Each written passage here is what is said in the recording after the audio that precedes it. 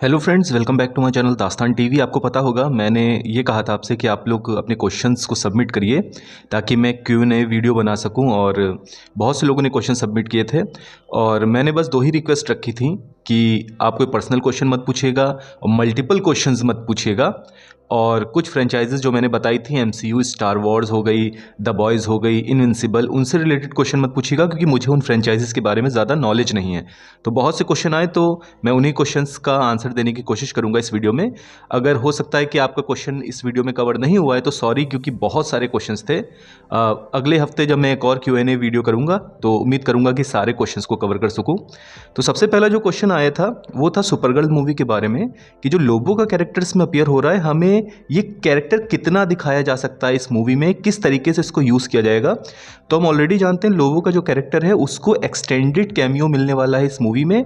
और ये भी बात ऑलमोस्ट कंफर्म होके आ गई है कि एटलीस्ट 2 एक्शन सीन मिलने वाले हैं लोबो के कैरेक्टर को। यानी गाइस टीजर ट्रेलर में ही हमें वो हल्का सा उसकी झलक दिखाई गई है, तो ट्रेलर जो आएगा उसमें आई थिंक एक अच्छा खासा पोर्शन हमको लोबो का दिखाया जाएगा। और लोबो जो है जेसन मोमोआ का, वो एक सेलिंग पॉइंट होने वाला है इस मूवी का। और ये बहुत ज़्यादा स्ट्रॉन्ग चांसेस हैं कि सुपरगर्ल मूवी अगर क्रिटिक्स को पसंद आती है, बॉक्स ऑफिस पे ठीक ठाक करती है, तो लोबो के कैरेक्टर को भी खुद का एक सेपरेट प्रोजेक्ट मिलेगा, मे बी एक टीवी सीरीज।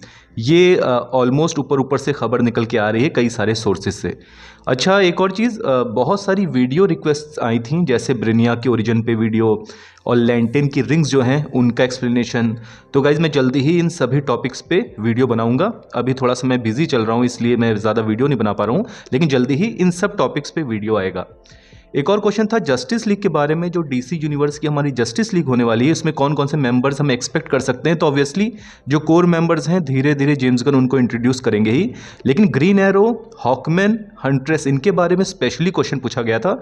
तो ग्रीन एरो और हंट्रेस की चांसेस जो है गाइस, ये शायद जल्दी ही हमको DC यूनिवर्स में इंट्रोड्यूस करके दी जा सकती हैं, क्योंकि इनके बारे में बहुत सारी बात हो रही सोशल मीडिया पे और जेम्स गन भी कई बार हिंट कर चुके हैं, टीज कर चुके हैं, हंट्रेस खास करके इस कैरेक्टर को। तो उम्मीद करते हैं जल्दी ही हमको जस्टिस लीग के बाकी मेंबर्स देखने को मिले। और एक क्वेश्चन पूछा गया था कि 5 फेवरेट कॉमिक बुक मेरी कौन सी हैं बैटमैन कैरेक्टर की। तो गाइज ऐसे 5 पिक करना तो बहुत ज़्यादा मुश्किल है, क्योंकि बहुत सी स्टोरी लाइन्स बैटमैन की बहुत ज़्यादा अच्छी हैं। फिर भी अगर मैं 5 पिक करूँ तो मेरे ख्याल से बैटमैन नो मैन्स लैंड बहुत अच्छी है, बैटमैन कल्ट बहुत अच्छी है, बैटमैन कोर्ट ऑफ आउल्स बहुत अच्छी है, बैटमैन वेनम भी बहुत अच्छी है, जिसमें हमको बेन का जो वेनम होता है जिससे उसे एनर्जी मिलती है उसका ओरिजिन भी हमको दिखाया गया है। और बैटमैन इम्पोस्टर जो 2021 की एक मिनी सीरीज थी वो भी गाइज बहुत अच्छी है। फिलहाल मैं ये 5 पिक करूंगा, है तो बहुत सारी लेकिन अभी फिलहाल यही 5 मेरे दिमाग में आ रही हैं। और एक और क्वेश्चन जो बहुत ज़्यादा पूछा गया कि वार्नर ब्रदर्स और नेटफ्लिक्स का जो मर्जर होने वाला है उसका क्या असर पड़ेगा DC यूनिवर्स पे। तो मैंने ऑलरेडी इस पे डिस्कशन किया हुआ है कि जेम्स गन हमारे जो हैं और पीटर सेफ्रॉन, इनका कॉन्ट्रैक्ट 2027 की स्प्रिंग तक बढ़ा दिया गया है। यानी जो सुपरगर्ल मूवी, क्लेफेस मूवी और लैंटेन का जो प्रोजेक्ट है, अगर ये अच्छा परफॉर्म करते हैं तो नेटफ्लिक्स 99.9% जेम्स गन के कॉन्ट्रैक्ट को इंक्रीज कर देगा। और जो उन्होंने प्लान ऑलरेडी बनाया हुआ है 10 ईयर्स का, मोस्ट प्रोबेबली नेटफ्लिक्स उसी के साथ स्टिक करके रहेगा, क्योंकि DC यूनिवर्स अभी अभी रिबूट हुआ है तो नेटफ्लिक्स तुरंत आके कोई बड़ा चेंज नहीं लाएगा।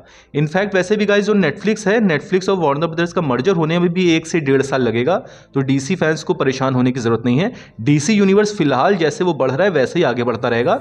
मैन ऑफ टुमारो मूवी के बाद हमको देखना पड़ेगा जेम्स गन का कॉन्ट्रैक्ट जो है वो एक्सटेंड नेटफ्लिक्स करता है कि नहीं, और उम्मीद यही है कि वो एक्सटेंड कर देगा।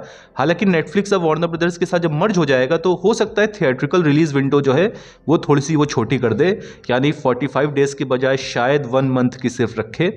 तो नेटफ्लिक्स करने को तो कुछ भी कर सकता है, अभी फिलहाल हम सिर्फ स्पेकुलेट कर रहे हैं। और बैटमैन जो है हमारा DC यूनिवर्स का, इससे रिलेटेड बहुत सारे क्वेश्चन पूछे गए थे। सबसे पहले फैन कास्ट पूछी गई थी मेरी, तो मैंने ऑलरेडी डिस्कस किया हुआ है, एरन टेलर जॉनसन हमेशा से मेरी फैन कास्ट रहे हैं DC यूनिवर्स के बैटमैन के लिए। जेक जिलेनहॉल, ये 2 एक्टर जो है ये हमेशा से मेरी फैन कास्ट रहे हैं DC यूनिवर्स के बैटमैन के लिए, लेकिन आई डोंट थिंक कि इनको जेम्स गन अप्रोच करेंगे बैटमैन के रोल के लिए।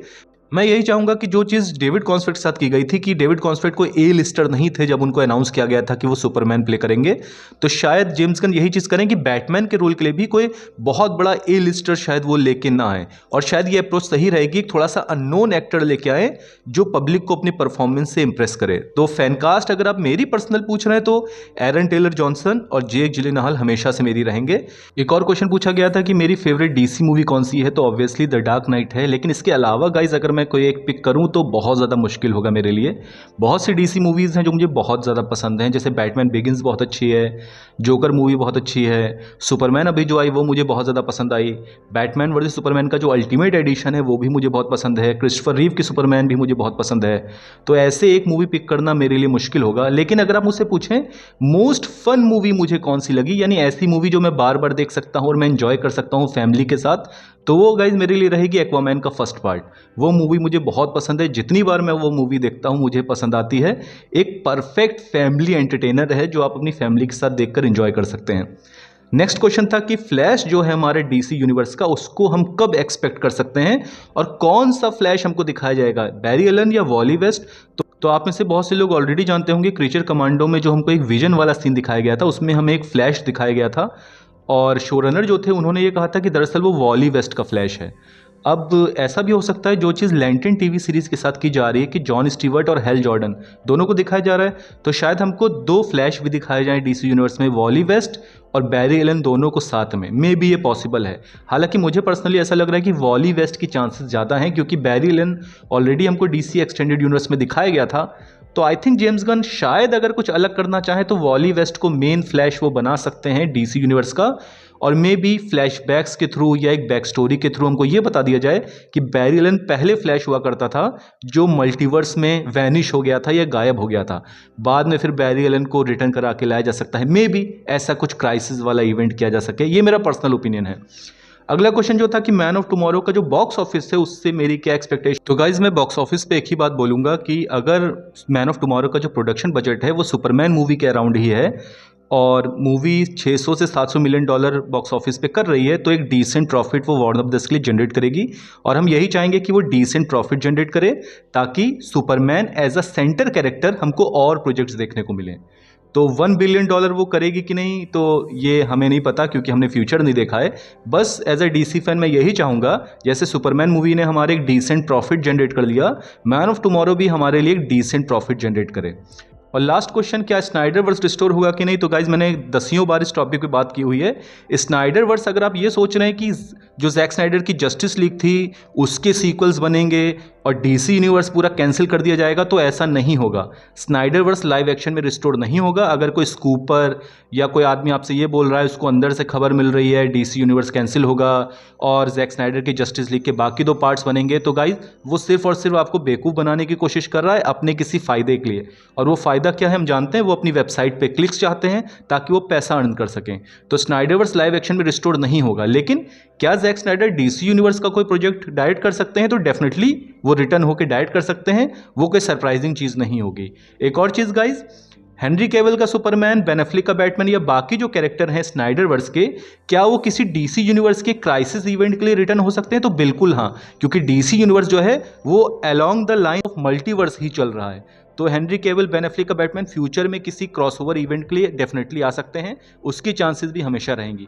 लेकिन आप ये सोच रहे स्नाइडर वर्स रिस्टोर हो जाएगा, पुराना वाली जो स्टोरी है जैक स्नाइडर की, और डीसी यूनिवर्स कैंसिल कर दिया जाएगा, तो ऐसा नहीं होने वाला है। जो ऐसा कह रहा है वो सिर्फ और सिर्फ आपको बेवकूफ़ बनाने की कोशिश कर रहा है। लेकिन हाँ, स्नाइडर वर्स कॉमिक बुक के फॉर्म में हमेशा रिस्टोर हो सकता है, उसकी उम्मीद आप कभी मत छोड़िएगा। तो गाइज यही वीडियो था जिसमें मैंने कुछ क्वेश्चंस कवर किए आपके। अगर आपका क्वेश्चन छूट गया है तो उसके लिए सॉरी। उम्मीद करता हूं कि अगला जो Q&A वीडियो होगा उसमें आपका क्वेश्चन कवर हो जाएगा। डीसी अपडेट्स के लिए मेरे चैनल को सब्सक्राइब करिए। Thank you.